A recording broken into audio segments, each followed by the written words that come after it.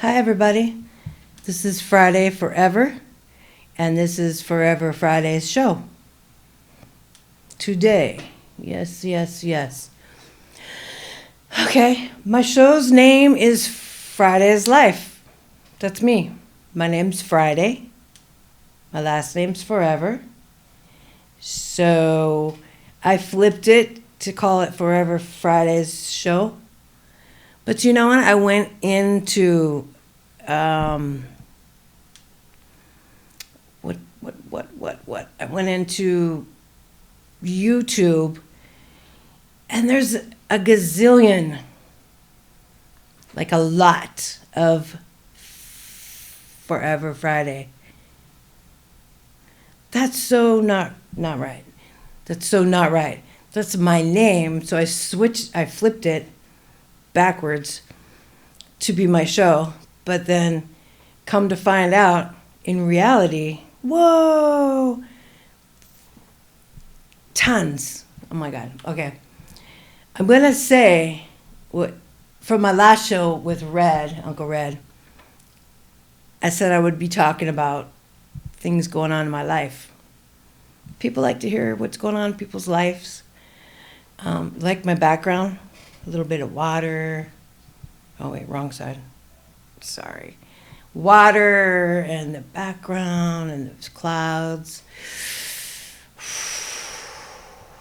Taking it in. It's a prettier world behind me than it is outside. Just turmoil going on out there. For real. Hey, I've been going through a lot. I've been dealing with a lot of things in my life, and people think I'm pushing them away because I haven't been calling friends or people that I care about or answering calls because I miss them. I missed calls. I've been getting a lot of, people that want to sell me things or say I won something and I didn't. Scams, all the time, 24/7. I don't know what's real anymore. I don't know what's fake. I just don't know. And then when I get on the phone, I still don't know. Was I expecting this phone call? I don't even really know. I don't remember. So much going on, I think we all have something going on in our life. I know that. I totally know that. And when you're going through something, you think it like this.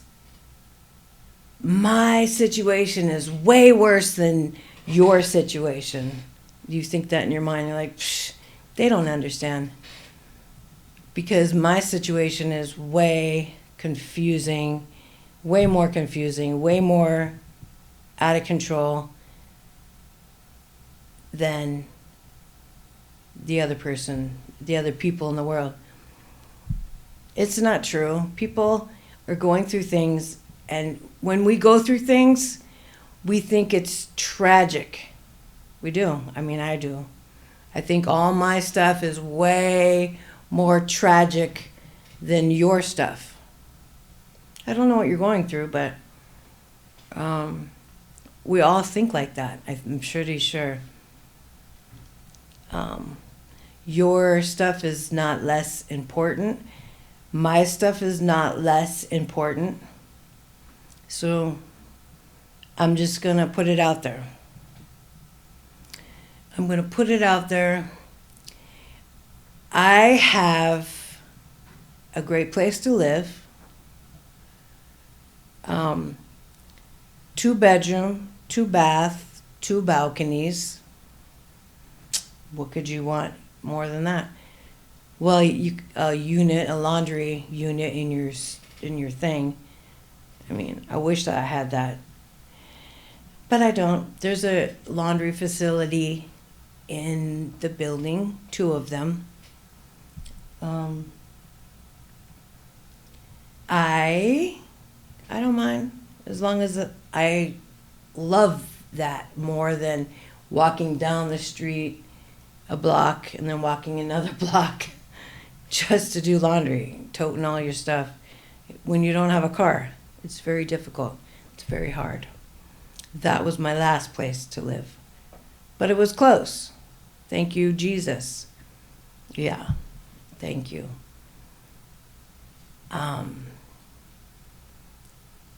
The ultimate is to have the stuff in your building, in your home. Not if it can't be directly in your home, it's in your home, the building, you know. I don't know what I'm trying to say today. I don't know. I'm all over the place and I apologize. I got a lot of things in my head about my life, what's going on. And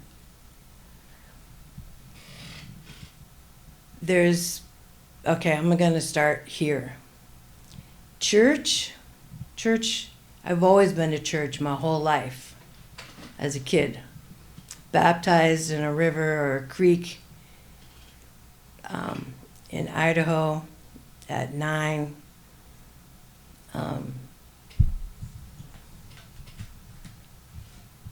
People go to church because, why?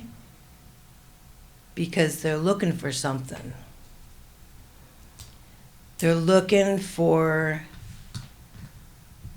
an answer, and they're looking to be around good people, quote unquote, good people. If you don't know anything from a little person growing up all your whole entire life, and you don't know the Bible and the people and the way of churches and stuff, then you wouldn't know that church is not always a good place. It's not. The people go there because why? Because people are broken. People are broken. They're broken. They're dealing with pain. They don't know Jesus. They don't know anything about Bibles, stories in the Bible. Or maybe they do, and they just want to get back into church because it was good, and then they fell away, and then they want to go back. But all I'm saying is churches aren't with good people always. They're good on the surface unless you really know people. I thought I did, but there's people that come for you and help you, want to help you, quote unquote. And then in reality, they're a mental case all along. And my life, I never would have known.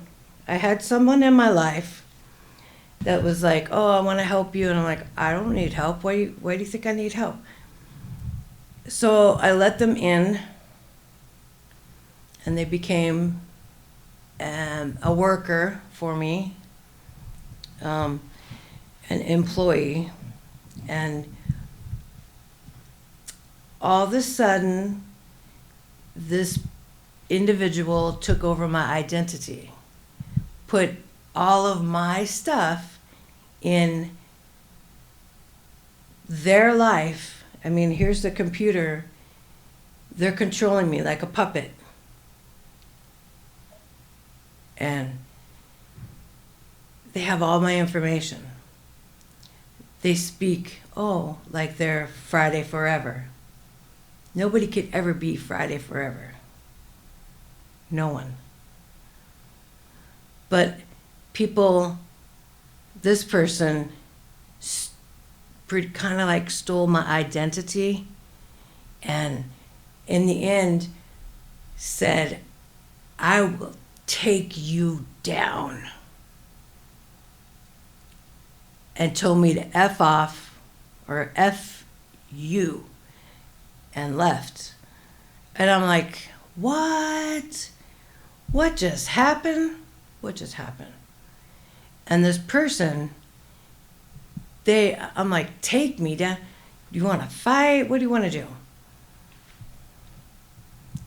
They have all my information, all my codes, passwords to PG&E, my card to get rides, my storage, they put it in their name. I mean, they keep collecting on them working for me, which I did not know, but yes, they were paying. They put their credit card on all my stuff, and they were paying my stuff.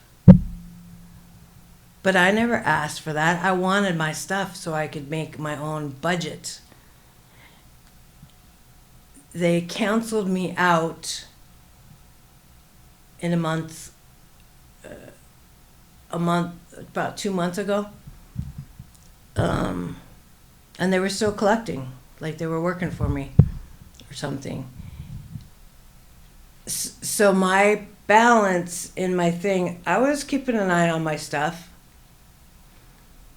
I didn't put money on so that one was a zero balance. Well, yeah, I mean, they were zero balance because I was trying to work it out because I hadn't been in charge of my own life. And this person keeps going into my stuff, and when they see that, they pay. And I appreciate that. I love that. Great, wonderful. But I don't ask them to keep going into my stuff and paying my stuff. I know everyone's going, what is wrong with you?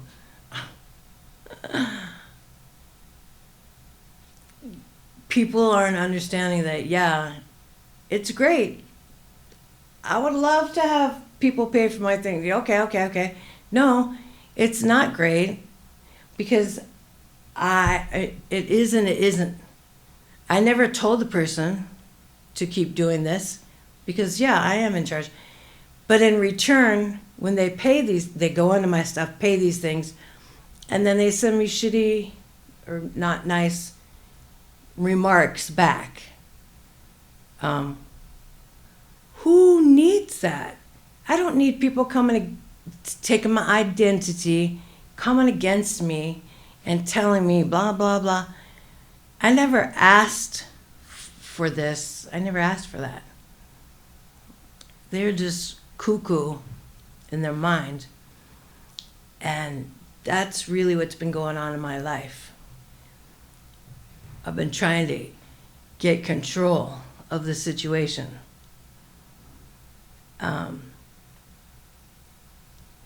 I gave this person a leather jacket, and they gave it back. And that was hurtful, because I don't even know what's going on. I still don't know what's going on. I am very hurt, because I still don't understand why I'm being treated in this vicious, nasty way. I don't know. But other than that, I've had my kitchen problems in my apartment. I haven't had a kitchen. I'm in my apartment and I love it, and I haven't been able to move in like I want just yet for a long time. I moved in June 10th, July, August. From August, September,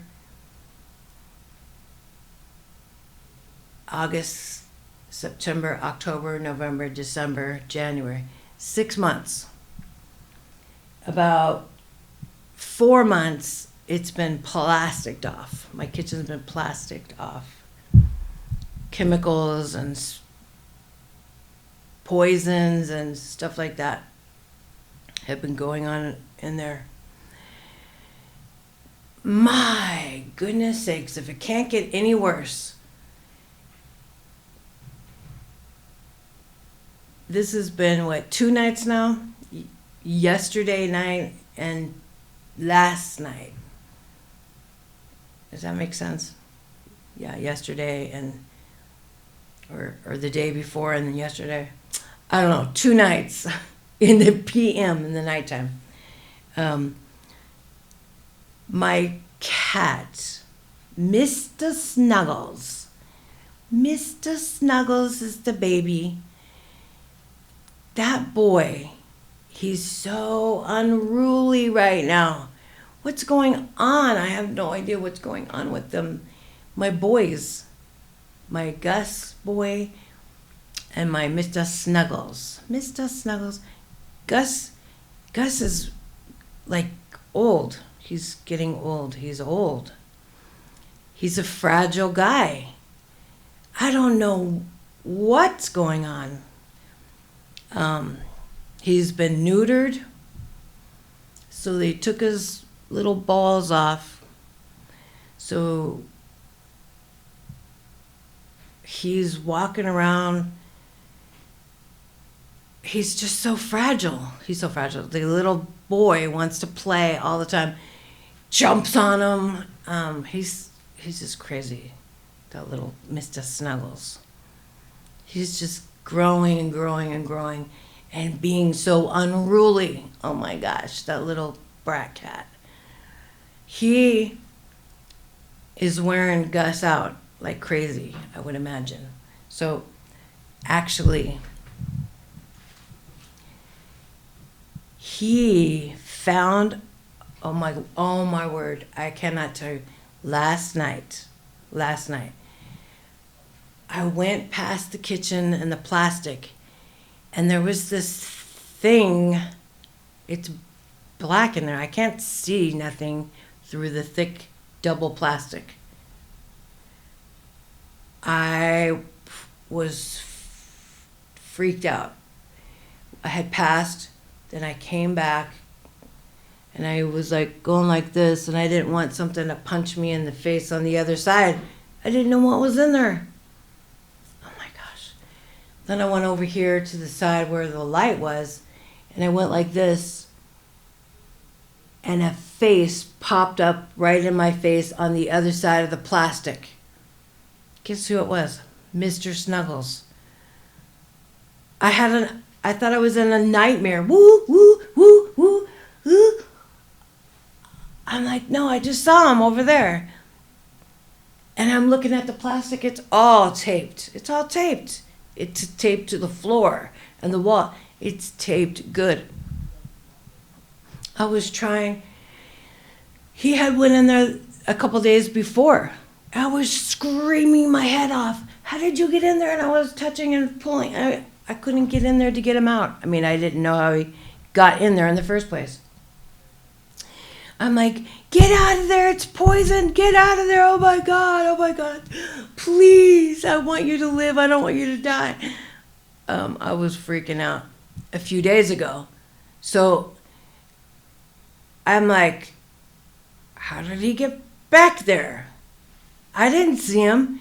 And it's all taped. I don't know. I'm feeling the tape.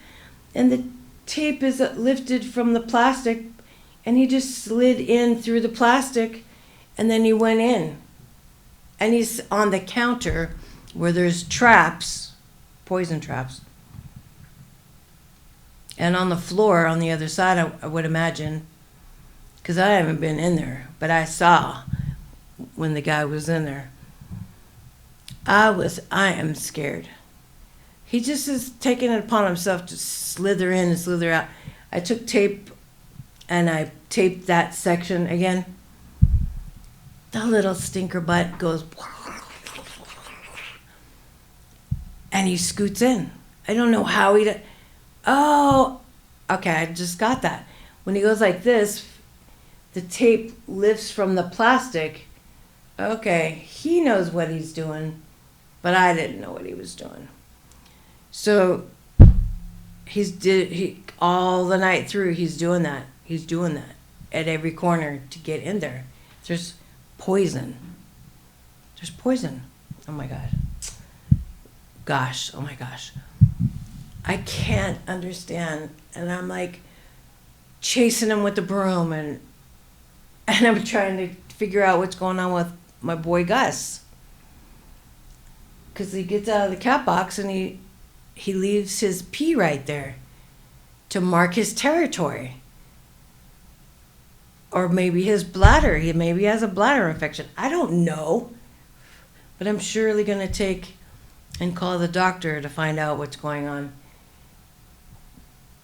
His old age, he's not even that old. Mama Kitty is like 10 or 11 years old. She is from Idaho. She's old. She's old. In cat years, 10 or 11. Gus, we got him out here. He's a baby. Well, I call him my baby. Well, now Mr. Snuggles is the baby. I think there's a little jealousy, but I always make sure that I'm like, no, Gus, you're the man of the house. Still, you are. Because he doesn't want his title taken away from him. I give him cuddles and love when he'll allow me to, of course. I love them. I always hold them and I talk to them. Mama Kitty talks to me. We have conversations. And that is no lie. It's not being funny or nothing. She and I hang out.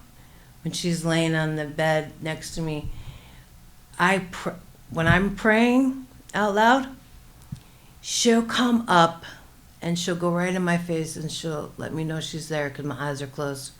And she'll like start, they love when I pray. Mostly her. She comes right up and I held Gus today and I'm like praying for his internal intestines and uterus and all of these things. Do you guys have uteruses? I don't know. I'm praying. I pray for all of them every night for the safety in the house. I was praying for Mr. Snuggles not to ingest the poison or track it all over the house and or lick it off of his feet, hands, paws. I'm freaking out. I can't stand it. I want them to be safe because they help me get through times. They're my service animals.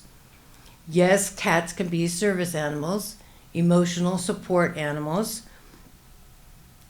Mama Kitty alerts me of fire if something that I've left on the stove and it starts to burn. I can't really smell. Because of my head injury. When you get hit back here in the cerebellum, you can't really smell a lot or taste. Since my car accident and the coma and relearning how to use this big body with no brain, my brain was wiped clean, and I had to start all over from square one in an older body, how to shave, how to take care of myself, how to walk, how to talk, everything that you would teach a baby from a baby stage on up, that was me in this older body at age 23. I told you that in one of my other beginning of my shows. So I had to relearn life a second time. The doctors pretty much wrote me off to my family and friends. If you don't come see her now, she's going to be dead tomorrow or a vegetable. And somebody will have to take care of her for her life in a chair.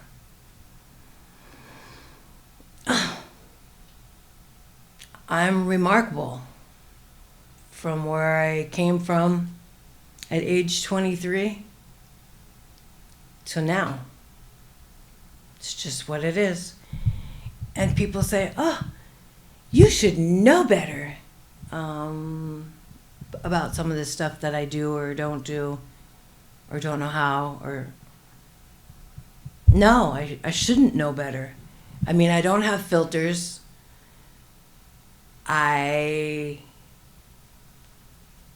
Things make more sense to me as a child.